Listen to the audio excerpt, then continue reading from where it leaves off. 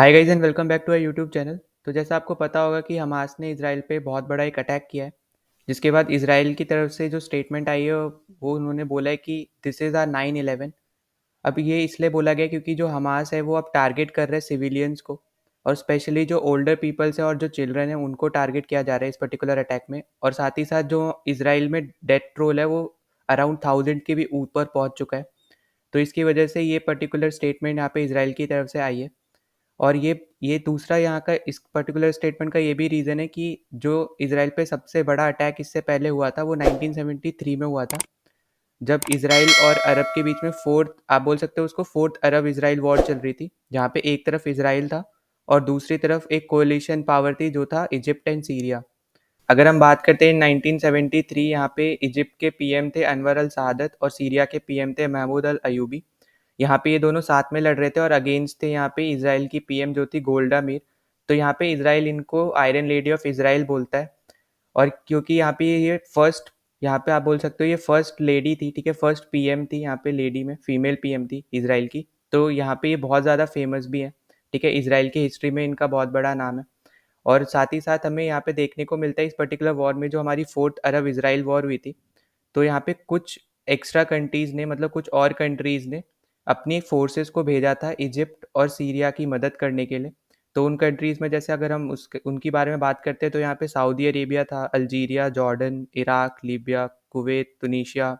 तो जितने भी ना मैक्सिमम सऊदी जैसे यहाँ पे इस्लामिक कंट्रीज़ थे, ठीक है, और इसराइल के पास वाले कंट्रीज़ थे, तो उन सब ने अपनी फोर्सेस को भेजा था फॉरेन कंट्री की लैंड पे लड़ने के लिए। तो हम इस पर्टिकुलर केस में यहाँ पे देखते हैं कि यहाँ पे एक तरफ इसराइल था और बाकी दूसरी तरफ यहाँ पे बहुत ज़्यादा ही देश थे।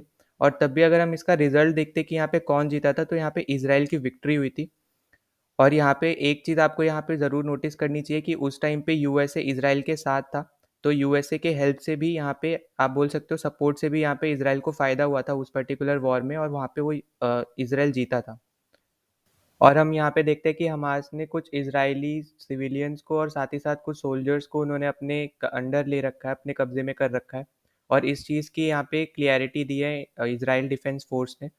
और क्योंकि यहाँ पे ये सब पता चल रहा है, जो हमास वीडियोस सोशल मीडिया पे निकाल रहा है, तो मैं यहाँ पे वो वीडियोस नहीं दिखाऊंगा क्योंकि मैं सपोर्ट नहीं करता हूँ ऐसी चीज़ों को।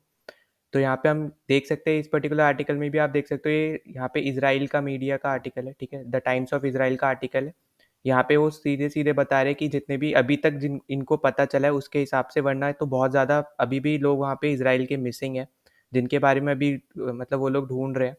ठीक, तो यहाँ पे आप देख सकते हो, Hamas Islamic Jihad claim to hold 130 Israelis captive in Gaza including IDF officials, ठीक है, मतलब कि कुछ सोल्जर्स भी वहाँ पे उनके कब्जे में हैं। अगर हम बात करते हैं कि वर्ल्ड लीडर्स ने इस पर्टिकुलर सिचुएशन में क्या बोला है, तो सबसे पहले यहाँ पे पीएम मोदी ने बोला है कि India stands in solidarity with Israel, ठीक है, क्योंकि हमें भी पता है हमारे ऊपर भी ऐसे बहुत सारे अटैक्स हुए हैं पास्ट में, और हमने उनसे बहुत अच्छे से डील किया है। वही सेम केस यहाँ पे इसराइल भी उनसे अच्छे से डील कर रहा है। अभी सुनने को मिला था कि यहाँ पे इसराइल ने एयर स्ट्राइक किया है गाजा पे। अब यहाँ पे उनके लिए थोड़ा डिफिकल्ट रहेगा, क्योंकि जो हमास के जो लोग हैं वो सिविलियन एरिया में छुपे हुए हैं, ठीक है, जहाँ पे पैलेस्टीन के जो आम लोग रहते हैं, ठीक है, तो वहाँ पे वो लोग छुपे हुए हैं, तो उनका उनके ठिकाने पे एयर स्ट्राइक करना भी इनके लिए थोड़ा डिफिकल्ट रहेगा। पर उसके बाद भी यहाँ पे थोड़ा बहुत पता चल रहा है कि वहाँ पे कुछ लोगों को, हमास के लोगों को इसराइल फोर्सेस ने मार गिराया है, ठीक है। तो हमें क्योंकि ये पता है कि टेररिस्ट अटैक से क्या हो सकता है, ठीक है, क्योंकि इंडिया पे बहुत सारे टेररिस्ट अटैक हुए हैं। और साथ ही साथ अगर हम बात करते हैं दूसरे वर्ल्ड लीडर्स की, तो बाइडेन ने, जो हमारे यूएस के प्रेसिडेंट है, और ऋषि सुनक जो हमारे यूके के प्रेसिडेंट है, तो सब ने ही यहाँ पे सपोर्ट किया इसराइल को।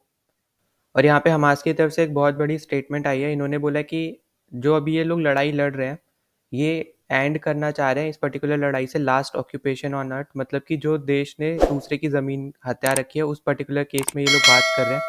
तो यहाँ पे ये इसराइल की बात कर रहे हैं, जहाँ पे इन्होंने पैलेस्टीन की लैंड को कब्जे में कर रखा है। तो इनके अकॉर्डिंग ये कर रखा है, ठीक है। तो यहाँ पे ये लोग वही बोल रहे हैं कि battle to end the last occupation on earth, ठीक है। तो यहाँ पे ये हमास की तरफ से ये बोला जा रहा है जब इन्होंने ये अटैक किया इसराइल पे।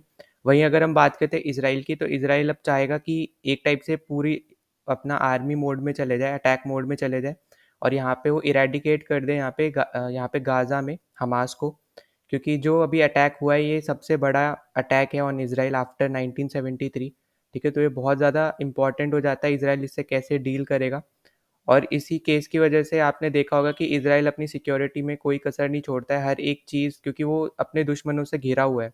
तो ऑब्वियस सी बात है कि इज़राइल कुछ भी ऐसा नहीं करेगा जिससे उसके ही लोगों को कोई खतरा हो। तो अब जब यहाँ पे इन्होंने इज़राइल के लोगों पे अटैक किया है, तो अब इज़राइल 110% यहाँ पे अटैक करेगा और फुल फोर्स के साथ अटैक करेगा। और हो सकता है कि यहाँ पे जो गाज़ा का जो आप एरिया देखते हो, ठीक है, स्ट्रिप देखते हो, उसका कुछ एरिया ले ले, या फिर हो सकता है कि पूरा ही एरिया अब इज़राइल के अंडर आ जाए।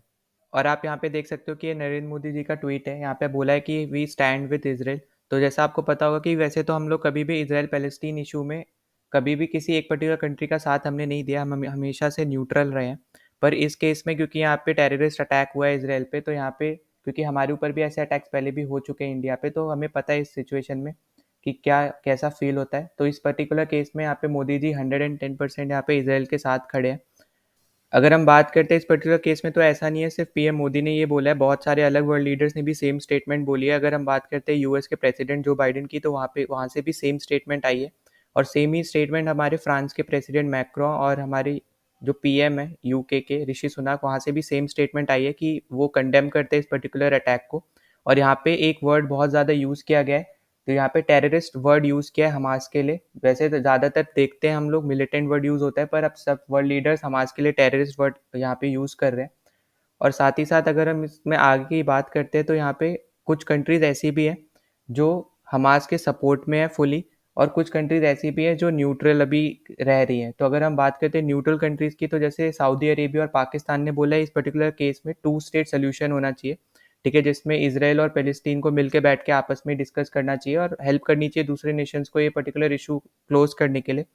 वहीं पे अगर हम बात करते हैं ईरान की, तो ईरान ने बैक किया है हमास अटैक को, मतलब वो 110% यहाँ पे हमास के साथ खड़े हैं, ठीक है। और क्योंकि हम जानते भी हैं, इसराइल का भी ये कहना है कि यहाँ पे जो ईरान है वो प्रोवाइड करता है इनको वेपन्स वगैरह, ठीक है, हमास को और हिजबुल्ला एक और वहाँ पे जो अटैक यहाँ पे मिलिटेंट्स का ग्रुप है। तो उन पर्टिकुलर केस में यहाँ पे बोला जाता है इसराइल की तरफ से कि ईरान इनको बहुत ज़्यादा सपोर्ट करता है।